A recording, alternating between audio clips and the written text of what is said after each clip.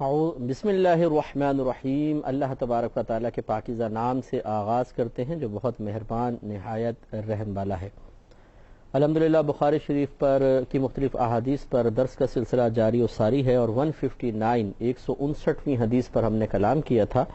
159 حدیثیں مکمل ہو چکی ہیں۔ 160ویں حدیث بھی حضرت حمران رضی اللہ تعالی عنہ سے ہی مروی ہے۔ وہ کہتے ہیں کہ جب حضرت عثمان غنی رضی اللہ تعالی عنہ نے وضو کیا تو ارشاد فرمایا کہ کیا میں تم کو ایک حدیث بیان نہ کروں؟ اگر ایک آیت نہ ہوتی تو میں تم کو وہ حدیث بیان نہ کرتا۔ میں نے نبی کریم صلی اللہ علیہ وسلم کو یہ فرماتے ہوئے سنا ہے کہ جو شخص بھی اچھی طرح وضو کر کے نماز پڑھے گا، اللہ تبارک و تعالی اس کے اور اس نماز کے درمیان کے گناہوں کو بخش دے گا حتیٰ کہ وہ اس نماز کو مکمل کر لے۔ عروہ نے کہا، یہ عروہ بھی ایک راوی ہیں، اس میں پیچھے ایک راوی ہیں تو انہوں نے حمران سے روایت کی تھی، پھر حمران کی روایت ہم نے آپ کو آگے بیان کی۔ تو ان کے جو پیچھے کے راوی ہیں عروہ، وہ یہ کہتے ہیں کہ وہ آیت یہ ہے، یہ سورہ بقرہ کی آیت نمبر 159 ہے، جس کا ترجمہ یہ ہے کہ بے شک جو لوگ ہمارے نازل کیے ہوئے دلائل اور ہدایت کو چھپاتے ہیں باوجود اس کے کہ ہم نے ان کو اپنی کتاب میں لوگوں کے لیے بیان کر دیا ہے، ہم بیان کر چکے ہیں، ان لوگوں پر اللہ کی اور تمام لعنت کرنے والوں کی لعنت ہے۔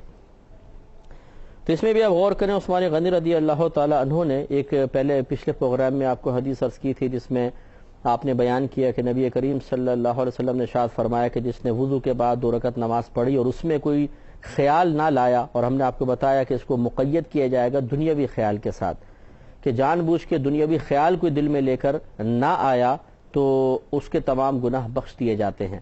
اور اس روایت میں آپ نے دوسری ایک حدیث بیان کی ہے، ایک دوسرا مضمون بیان کیا ہے کہ نبی کریم صلی اللہ علیہ وسلم نے اس وضو اور نماز کے درمیان جتنے بھی گناہ ہوئے وہ تمام کے تمام گناہوں کی بخشش کا وعدہ فرمایا کہ اللہ تعالیٰ اس شخص کو بخش دے گا، اس کے تمام وہ گناہ بخش دے گا۔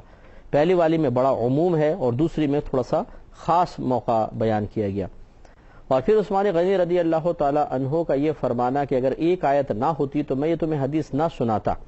اب حدیث کیوں نہ سناتے؟ مطلب کہنے کا یہ ہے کہ بعض لوگوں کی عادت ہوتی ہے، جیسے حضرت ابوبکر صدیق رضی اللہ تعالی عنہ کا بھی یہی معاملہ تھا کہ آپ خوف خدا کی وجہ سے بہت کم کلام کیا کرتے تھے، اور نبی کریم صلی اللہ علیہ وسلم کے اتنے قریب رہنے کے باوجود آپ سے بہت ہی کم احادیث کریمہ روایت کی گئی ہیں۔ گویا کہ خوف خدا تھا بہت زیادہ کہ ایسا نہ ہو میری زبان سے کوئی غلط بات نکل جائے، میرے ذہن میں نہ ہو۔ غلط بات سے مراد یہ تو نہیں کہ جان بوجھ کے غلطی کریں گے، کہ ہو سکتا ہے کوئی بات ذہن میں میرے صحیح طریقے سے نہ رہی ہو اور میں اس کو بیان کروں، اور اس طریقے سے نبی کریم صلی اللہ علیہ وسلم کی طرف جھوٹ منسوب کرنے کا ارتکاب کر بیٹھوں اور پھر اس وعید کا شکار ہو جاؤں کہ نبی کریم صلی اللہ علیہ وسلم نے ارشاد فرمایا کہ جو مجھ پر جان بوجھ کر جھوٹ باندھے وہ اپنا ٹھکانہ جہنم میں بنا لے۔ تو اس لیے ابوبکر صدیق رضی اللہ تعالیٰ عنہ نے احتیاط فرمائی۔ وہی احتیاط اگر آپ کو یاد ہو، ہم نے ایک حدیث پڑھی تھی حضرت ابو ہریرہ رضی اللہ تعالیٰ عنہ سے کہ آپ نے ارشاد فرمایا تھا کہ لوگ مجھے کہتے ہیں کہ ابو ہریرہ بہت زیادہ حدیثیں بیان کرتا ہے، لیکن اگر میرے پیش نظر یہی آیت نہ ہوتی تو میں کبھی یہ حدیثیں بیان نہ کرتا۔ انہوں نے بھی حدیث بیان کی، یہ آیت بیان کی تھی، اور یہی حضرت عثمان غنی رضی اللہ تعالیٰ عنہ کے ساتھ معاملہ ہوا کہ 2 چیزیں آپ کے پیش نظر تھیں۔ ایک طرف وہ حدیث ہے کہ خدا نخواستہ میں کچھ غلط بیان کر دوں جو نبی کریم نے نہ ارشاد فرمایا ہو تو میرے لیے یہ جہنم میں جانے کا سبب بن سکتی ہے، اور دوسری طرف یہ آیت کریمہ کہ اگر اللہ کا علم چھپایا جو اللہ نے تمہیں عطا کیا ہے تو پھر اس پہ لعنت کی وعید ہے۔ تو اب یہ فیصلہ کرنا تھوڑا سا دشوار ہو جاتا ہے بسا اوقات جب 2 قسم کے دلائل اور آپس میں متضاد بھی ہوں، تو پھر انسان فیصلہ کرتے ہوئے تھوڑا سا گھبراتا ہے۔ ابوبکر صدیق رضی اللہ تعالی عنہ پر خوف کا غلبہ رہا اور آپ نے اس حدیث سے استدلال کرتے ہوئے کم حدیث روایت کی، اور حضرت ابو ہریرہ اور عثمان غنی رضی اللہ تعالی عنہما اس آیت پر غور کرتے رہے اور اس کی وعید سے گھبرا کر انہوں نے علم کو چھپایا نہیں بلکہ بیان کیا۔ اب یہ بھی یاد رکھیں کہ علم چھپانا وہاں پر قابل گرفت ہوتا ہے کہ جہاں اس علم کا اور کوئی حاصل کرنے کا ذریعہ نہ ہو۔ تو ابوبکر صدیق رضی اللہ تعالی عنہ کے بارے میں کوئی الزام نہیں لگ سکتا کہ جی انہوں نے کیوں علم چھپایا، کیوں حدیث بیان نہیں کی۔ کیا وہ اس آیت کے اندر جو وعید بیان کی ہے اس کے مستحق ہوں گے یا نہیں ہوں گے؟ تو جواب یہ ہوگا کہ نہیں ہوں گے، اس لیے کہ انہوں نے حقیقتاً علم کو چھپایا نہیں ہے. ان کا قصد و ارادہ چھپانے کا نہیں تھا، بلکہ قصد و ارادہ اپنے آپ کو ایک ہلاکت سے یا ایک مصیبت سے یا ایک پریشانی سے بچانا تھا. اور دوسری بات یہ کہ اگر بالفرض کوئی اور ذریعہ علم حاصل کرنے کا نہ ہوتا تب بھی اپنے آپ کو ہلاکت سے بچانا پھر قابل تعریف نہ ہوتا، بلکہ یہ کہا جاتا بھی اپنے آپ کو بچانے کو چھوڑیں، دوسروں کو بھی تو بچانا ہے تو آپ بیان کریں. لیکن دوسرے ذرائع موجود تھے، دیگر کثیر صحابہ کرام تبلیغ کر رہے ہیں اور لوگ ان سے انہی حدیثوں کو سن رہے ہیں جو ابوبکر صدیق رضی اللہ تعالیٰ عنہ نے بیان کی. ہاں جہاں آپ کو غالب گمان ہوا کہ یہ حدیثیں خاص مجھ سے سرکار نے بیان فرمائی، اتنی عام نہیں ہے، وہاں پہ آپ نے بیان بھی کی ہیں. تو خلاصہ کلام یہ ہے کہ ہمیں بھی اس حدیث سے ذرا درس حاصل کرنا چاہیے کہ دونوں طرح کے گروپ کو، ایک وہ لوگ جو نبی کریم صلی اللہ علیہ وسلم کے بارے میں کوئی بات بیان کرتے ہوئے بالکل شرم و حیا محسوس نہیں کرتے، ذرہ برابر ان کے دل میں خوف نہیں ہوتا، جو میسج آیا اس میں نبی کریم صلی اللہ علیہ وسلم کی حدیث کا لفظ بس پڑھ لیا، اب وہ صحیح ہے غلط ہے فوراً آگے فارورڈ کر دیا. اور اسی طرح میلز آتی ہیں اس کو آگے فارورڈ کر دیتے ہیں اور یہ نہیں سوچتے کہ یہ صحیح بھی کر رہا ہوں یہ غلط کر رہا ہوں. ایک طرف یہ بے خوفی ہے، اور دوسری طرف علم چھپانے کا بڑا مرض ہے کہ ہم بعض اوقات صرف اس وجہ سے کسی کو علم نہیں سکھاتے ہیں، کسی کو علمی بات نہیں دیتے ہیں کہ کہیں یہ ہم سے آگے نہ نکل جائے. یا پھر بعض بے عمل ہوتے ہیں، وہ لوگوں کو اس لیے علم نہیں سکھاتے کہ اگر لوگ علم سیکھ لیں گے تو پھر ہمارا ہی محاسبہ کریں گے، پھر ہم کیسے ان کو جواب دیں گے. اور بعض سستی کرتے ہیں، کاہلی کرتے ہیں. تو یہ اس قسم کے جتنے بھی لوگ ہیں انہیں اس آیت سے ڈرنا چاہیے، اس آیت میں بیان کردہ وعید سے ڈرنا چاہیے کہ اگر ہم علم چھپائیں گے، چاہے جان بوجھ کے چھپایا چاہے سستی کے ساتھ چھپایا، اور سامنے والے لوگوں نے کہیں اور سے اس علم کو حاصل نہ کیا یا نہ کر پائے تو پھر گرفت شخص کی ہوگی. اس لیے ہمارے جو ائمہ حضرات تبلیغ دین کا فریضہ سر انجام دے رہے ہیں، خصوصاً جمعۃ المبارک میں جو جمعے پڑھاتے ہیں، خطباء ہیں، انہیں چاہیے کہ اپنے سامنے بیٹھی ہوئی عوام کی ذمہ داری کو محسوس کریں کہ یہ کوئی آسان نہیں ہے کہ آپ جمعے کا بیان کر لیتے ہیں اور لوگوں کو جو چاہتے ہیں بیان کر کے اور پھر مطلب غائب ہو جاتے ہیں. ایسا نہیں کرنا چاہیے، بلکہ آپ سوچیں کہ ان لوگوں تک مجھے کیا بات پہنچانی ہے، مجھ پہ کیا ذمہ داری ہے، کیا کیا علم ان کو سکھانا ہے اور کس ترتیب کے ساتھ سکھانا ہے. بعض اوقات ہمیں غیر ضروری چیز کو کئی جمعے بیان کر رہے ہوتے ہیں اور ضروری چیز بہت پیچھے پڑی ہوتی ہے. سب سے پہلے اگر ہم دائرہ ادب میں رہ کر ایک طالب علم کی حیثیت سے گزارش کرتے ہیں کہ سب سے پہلے فرض علوم پر کلام ہونا چاہیے، اور فرض علوم 3 علوم پر مشتمل ہیں. نمبر 1 عقائد کا علم، نمبر 2 احکام شرعیہ عملیہ، یہ مطلب جتنے بھی ہمارے عمل سے تعلق رکھنے والے شرعی احکام ہیں، چاہے وہ عبادات ہوں، چاہے وہ آپس کے باہمی معاملات ہیں، اور چاہے گناہوں کا معاملہ ہے اور دیگر معاملات ہیں. یہ اس کا علم. تیسرا ہے گناہوں کی معرفت، کہ گناہ کون سا گناہ کیا ہے، اس کی اصل تعریف کیا ہے، اس کی علامات کیا ہیں، اس کی مذمت کیا بیان ہوئی ہے، اس سے دور رہنے کا طریقہ کیا ہے. یہ ایک عالم کی ذمہ داری ہے کہ وہ ان 3 قسم کے علوم لوگوں کو سکھائے. کبھی ایک جمعہ اس نے مثلا عقائد پر بیان کر لیا، اور عقائد سے مراد بھی عقائد اسلام ہیں، بنیادی اسلامی عقائد میں عرض کر رہا ہوں. ہم لوگ بعض اوقات جو فروعی اختلافات ہیں ان پہ تو خوب گرج کے بیان کر رہے ہوتے ہیں، لیکن ہمارے سامنے بیٹھی ہوئی عوام اللہ تعالیٰ کی ذات، صفات، آسمانی کتابیں، انبیاء علیہ السلام، نبوت، رسالت، ولایت، اور اسی طرح جنت، دوزخ، جن، فرشتے، تقدیر اور آخرت، ان کے بارے میں صحیح عقیدہ جانتی ہی نہیں ہے. ہزاروں لوگ ہماری زندگی میں ایسے آئے جن کو نہیں پتہ بیچارے کیا ہے، کیا چیزیں ہیں، کچھ معلوم نہیں ہے، اور ہم بھی ان کو سکھاتے نہیں ہیں. یہ بالکل غلط طریقہ ہے. ان کو عقیدہ سکھائیں. ایک جمعہ جیسے عقیدے کا بیان ہو گیا، دوسرے جمعے کوئی شرعی احکام پر مشتمل کلام کر لیا، وضو کے مسائل سکھا دیے، غسل کے مسائل ہیں، نان نفقے کے مسائل ہیں، زوجین کے حقوق پر مشتمل بیان ہو گیا. اتنے موضوعات ہیں، کثیر موضوعات ہیں. اس طرح خرید و فروخت کے مسائل تو شاید ہی کوئی ممبر پہ بیان کرتا ہو، وہ اصول بیان کرنے چاہیے. اس کے بعد تیسرا ہے گناہوں کی معرفت. ایک جمعہ گناہوں کے اوپر بیان کر لیا، گناہ ظاہری بھی ہوتے ہیں، باطنی بھی ہوتے ہیں، تو پھر لوگوں کو سیکھنے کا موقع ملے گا. تو اس لیے کتمان علم جو ہے وہ بھی ہمارے ہاں، کتمان علم سے مراد علم کو چھپانا، یہ بہت زیادہ عام ہے. اور ہم نے ایسے بھی لوگ دیکھے ہیں، ائمہ حضرات دیکھے ہیں مسجدوں کے، جو لوگوں کو اسی لیے نہیں سکھاتے ہیں کہ جب انہیں مطلب کہا جائے کہ بھئی آپ کیوں نہیں سکھاتے، بولتے ان کو نہ سکھاؤ، انہیں سکھائیں گے تو کل ہماری ہی گرفت کریں گے۔ دیکھیے ہر ایک ایسا نہیں کہتا ہے، میں ہر ایک کو نہیں کہہ رہا ہوں معاذ اللہ، یہ بعض ایسے ہیں ان کو سوچنا چاہیے کہ ایسا نہ کریں، بلکہ عوام کو علم سکھائیں۔ ہماری عوام آج مسجدوں سے دور کیوں ہیں؟ اس کی سب سے بڑی وجہ خود مسجد کا سپہ سالار ہے۔ ایک خطیب، ایک امام، ایک عالم دین، وہ سمجھ لیں ایک مسجد کا ایک ہیڈ ہوتا ہے، ہیڈ آف دا ڈپارٹمنٹ آپ اس کو کہہ لیں، اور وہ لوگوں کو اپنے پیچھے لے کر چلتا ہے۔ جب وہی کچھ نہیں دے گا، لوگ کیوں آ کے بیٹھیں گے اس کے سامنے؟ لوگوں کے پاس اتنا وقت کہاں ہے کہ وہ آ کے مثلا 1 بجے اگر بیان ہو رہا ہے اور 2 بجے جمعہ ہے تو 1 بجے سے آ کر بیٹھ جائیں، اور پھر ان کی باتیں بے ترتیب باتیں، ایک واقعہ یہاں سے پکڑا ایک وہاں سے پکڑا اور گھڑی دیکھتے رہے، اور جیسے ٹائم پورا ہوا تو کہا کہ یہ بیان ختم، انشاءاللہ نیکسٹ فرائیڈے اس کو پورا کریں گے۔ تو لوگ اتنی دیر تو نہیں بیٹھیں گے سامنے۔ پھر لوگوں نے بھی فیصلہ کر لیا ہے کہ ہم اس وقت مسجد میں داخل ہوں گے جب حضرت بالکل بیان کا اینڈ کر رہے ہوں گے اور مائک اذان کے لیے مائک کی کھڑکھڑاہٹ سے سنائی دیتی ہے، تب لوگ گھر سے بھاگتے ہیں اور مسجد میں پہنچتے ہیں۔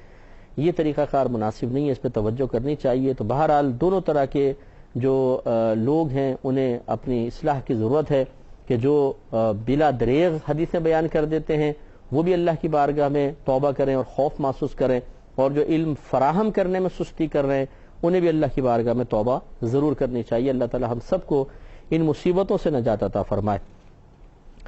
اگلا عنوان امام بخاری رحمۃ اللہ علیہ نے قائم کیا ہے، باب الاستنثار فی الوضوء، وضو میں ناک میں پانی ڈالنا۔ یہ استنشار کے لفظ بھی آئے اور استنثار کے بھی آئے، سے بھی آیا ہے، ناک میں پانی ڈالنا۔ اور اس میں حضرت ابو ہریرہ رضی اللہ تعالی عنہ راوی ہیں، یہ کہتے ہیں کہ نبی کریم صلی اللہ علیہ وسلم نے ارشاد فرمایا، جس نے وضو کیا وہ ناک میں پانی ڈالے، اور جس نے پتھر سے استنجا کیا وہ طاق مرتبہ کرے، یعنی 3 یا 5 یا 7، اسے طاق کہتے ہیں جو تقسیم نہیں ہو سکتا کسی نمبر سے، 3 5 7 وغیرہ۔ تو معلوم یہ ہوا کہ حضرت ابو ہریرہ رضی اللہ تعالی عنہ کی اس حدیث سے ثابت ہوا کہ ناک میں پانی چڑھانے کا حکم خود نبی کریم صلی اللہ علیہ وسلم نے دیا ہے، دیگر حدیثوں سے بھی ثابت ہوا ہے، اور ڈھیلے جو ہیں وہ طاق عدد میں استعمال کیے جائیں۔ لیکن جیسے آپ نے سنا ہوگا، آپ کو یاد ہوگا کہ آپ نے کچھ عرصے پہلے ایک حدیث بیان کی تھی کہ حضرت عبداللہ بن مسعود رضی اللہ تعالی عنہ نے کہا کہ مجھے نبی کریم صلی اللہ علیہ وسلم نے ڈھیلے لانے کے لیے کہا، تو میں نے پتھر اٹھا لیے، لیکن تیسرا نہ ملا تو میں نے تھوڑا سا گوبر اٹھا لیا تھا۔ تو نبی کریم صلی اللہ علیہ وسلم نے 2 پتھر مجھ سے لے لیے اور گوبر کے بارے میں فرمایا کہ یہ نجاست ہے، اس کو پھینک دو، تو میں نے پھینک دیا۔ تو اس کا مطلب ہے 2 پتھروں سے بھی سرکار نے 2 پتھر بھی استعمال فرمائے ہیں۔ اس لیے فقہا نے بیان فرمایا کہ یہاں پہ جو سرکار نے فرمایا کہ طاق مرتبہ استنجا کرو، یعنی 3 یا 5 یا 7 مرتبہ، تو اس سے مراد کوئی 3 یا 5 یا 7 کے ساتھ مقید کرنا نہیں ہے، بلکہ بس یہ بتانا مقصود ہے، سمجھانا مقصود ہے کہ اتنا پانی استعمال کرو یا اتنے ڈھیلے استعمال کرو جس سے نجاست سے نجات حاصل ہو جائے۔ آگے فرمایا کہ ایک اور باب قائم کیا ہے، باب الاستجمار وطرن، پتھروں سے طاق مرتبہ استنجا کرنا۔ حضرت ابو ہریرہ رضی اللہ تعالی عنہ فرماتے ہیں کہ نبی کریم صلی اللہ علیہ وسلم نے ارشاد فرمایا، جب تم میں سے کوئی شخص وضو کرے تو اپنی ناک میں پانی ڈال کر ناک صاف کرے، اور جو پتھر سے استنجا کرے تو طاق مرتبہ کرے، اور جب تم میں سے کوئی شخص نیند سے بیدار ہو تو وہ وضو کے پانی کے برتن میں ہاتھ ڈالنے سے پہلے اپنے ہاتھ کو دھو لے، کیونکہ تم میں سے کوئی شخص نہیں جانتا کہ اس کے ہاتھ نے رات کہاں گزاری ہے۔ تو یہ جو پہلے ہم نے حدیث اس سے پہلے بیان کی وہ 161 نمبر تھی، یہ 162 نمبر حدیث پاک ہے، جس میں نبی کریم صلی اللہ علیہ وسلم نے پہلی بات تو بیان فرمائی کہ جب تم میں سے کوئی شخص وضو کرے تو اپنی ناک میں پانی ڈالے اور ناک کو صاف کرے۔ تو آپ کو پتہ ہے کہ سیدھے ہاتھ سے پانی ڈالنا سنت کریمہ ہے، اور الٹے ہاتھ کی چھوٹی انگلی کو ناک میں ڈال کر ناک کی صفائی کرنا یہ بھی سنت کریمہ ہے، پھر ناک کو جھاڑ دینا چاہیے اچھی طریقے سے۔ تو اس سے آپ دیکھیں کہ ہمارا مذہب اسلام بڑا پیارا اور نفیس مذہب ہے، یہ صفائی پسند مذہب ہے، صفائی کو پسند رکھتا ہے، اور ہمارے نبی کریم صلی اللہ علیہ وسلم کی حدیث بھی ہے، آپ نے ارشاد فرمایا کہ صفائی نصف ایمان ہے۔ اگرچہ اس سے مراد صرف ظاہری صفائی مراد نہیں ہے، بلکہ صفائی کے کئی درجے ہوتے ہیں، کہ اپنے جسم کو صاف رکھنا، اپنے لباس کو صاف رکھنا، اپنے دل کو آلائشوں سے پاک رکھنا، اپنے اعضاء کو گناہوں سے صاف رکھنا، یہ سب اس کے مفہوم کے تحت آتا ہے۔ لیکن یہ بھی اس میں شامل ہے بہرحال کہ اپنے لباس کو اور اپنے جسم کو صاف ستھرا رکھنا.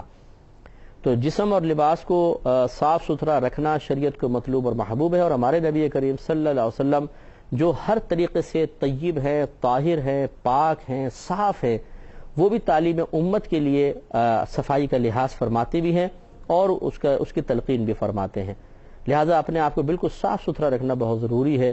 اس طرح نہ ہو کہ ناخنوں کے اندر میل گھسا ہو اور ناک لٹک رہی ہے، گندی ناک نظر آ رہی ہے، اور دانت اتنے غلیظ بازوں کے ہوتے ہیں، گندے ہوتے ہیں کہ پیلے رنگ کے دانت ہو رہے ہوتے ہیں. خصوصاً جو پان کھانے والے افراد ہیں وہ بیچارے رحم کریں اپنی حالت پر بھی، اور جو ان کے قریب رہنے والے ہیں ان پر کی حالت پر بھی رحم کریں کہ کس طریقے سے آپ جب اپنے گندے دانتوں کو کسی کے سامنے ظاہر کرتے ہیں تو ان کو کتنی کوفت ہوتی ہوگی، کتنی پریشانی ہوتی ہوگی. تو یہ قطعاً غیر مناسب ہے. ہماری شریعت اس کو بالکل پسند نہیں کرتی کہ گندے دانتوں کے ساتھ انسان اپنی شخصیت کو مست کر لے اور کسی کے سامنے وہ منہ کھول کر بات کرنا بھی مطلب بات کرنے کی جرت نہ کر سکے. یہ جو پان وغیرہ کھاتے ہیں تو منہ پہ ہاتھ رکھ لیں گے یا ہونٹ بند کر کے گفتگو کریں گے تاکہ میرے دانتوں کی زیارت نہ ہو جائے سامنے والے کو، کیونکہ ہو سکتا ہے کہ پھر اس کے فیض سے وہ بے ہوشی کے قریب ہو جائے. تو اس قسم کے معاملات ہیں، اللہ تعالیٰ رحم فرمائے. بہنوں کو بھی چاہیے کہ ایسی گندی چیزیں نہ کھائیں جس سے دانتوں کے اوپر کوئی گندگی جم جائے اور کسی کو کراہت محسوس ہو. صاف ستھرا منہ ہونا چاہیے، صاف ستھرے دانت ہونے چاہیے. یہی ہمارے نبی کریم صلی اللہ علیہ وسلم کو محبوب اور مطلوب ہے. اور جتنی سرکار نے مسواک کی تلقین شدت کے ساتھ فرمائی ہے، حتیٰ کہ جب آپ کا وصال مبارکہ ہونے لگا اس وقت بھی نبی کریم صلی اللہ علیہ وسلم نے بالکل آخری وقت میں بھی مسواک فرمائی. یقینی سی بات ہے یہ تعلیم امت کے لیے تھی، کیونکہ آپ کا تو لعاب دہن اقدس خوشبودار تھا، آپ کے منہ سے خوشبو نکلتی تھی، آپ کے پسینے مبارکہ سے خوشبو نکلتی تھی، اتنی خوبصورت خوشبو تھی کہ جو سونگتا تھا وہ مسحور ہو جاتا تھا، اتنی نفیس خوشبو آتی تھی، اور جس گلی سے آپ گزر جاتے تھے وہ گلی مہک جاتی تھی. اور حدیثوں میں ہے کہ بعض اوقات صحابہ کرام جب سرکار گلی سے گزرتے تھے تو اس خوشبو کے سہارے سرکار کو تلاش کر لیا کرتے تھے کہ آپ کہاں ہیں، اتنی مہک آپ کے بدن سے آتی تھی. تو آپ کو تو معاذ اللہ گندگی آپ کی قدم بوسی کے لیے کبھی حاضر نہیں ہوئی. یہ صرف تعلیم امت کے لیے تھا کہ آخری وقت میں بھی آپ نے مسواک استعمال فرمائی. اور یہ بخاری کی صحیح حدیث بھی موجود ہے کہ نبی کریم صلی اللہ علیہ وسلم نے ارشاد فرمایا کہ اگر مجھے اپنی امت پر مشقت کا خوف نہ ہوتا تو میں ان پر مسواک کو فرض قرار دے دیتا. تو آپ اندازہ فرمائیں مسواک کو فرض کیوں قرار دے رہے ہیں؟ اس لیے کہ تاکہ دانتوں کی صفائی ہو اور منہ کے اندر اسمیل وغیرہ نہ ہو. اس لیے کوشش یہ کرنی چاہیے کہ اپنے آپ کو انسان صاف ستھرا رکھے، ایسا گندا نہ رہے کہ سامنے دیکھیں تو گندگی پیدا ہو، ہم گفتگو کریں تو سامنے والے کو کوئی ناگوار مطلب معاملات کا سامنا کرنا پڑے. یہی ہمارے نبی کریم صلی اللہ علیہ وسلم کی اور شریعت کی تلقین ہے. اللہ تعالیٰ عمل کی توفیق عطا فرمائے. آمین. وآخر دعوانا ان الحمد للہ رب العالمین.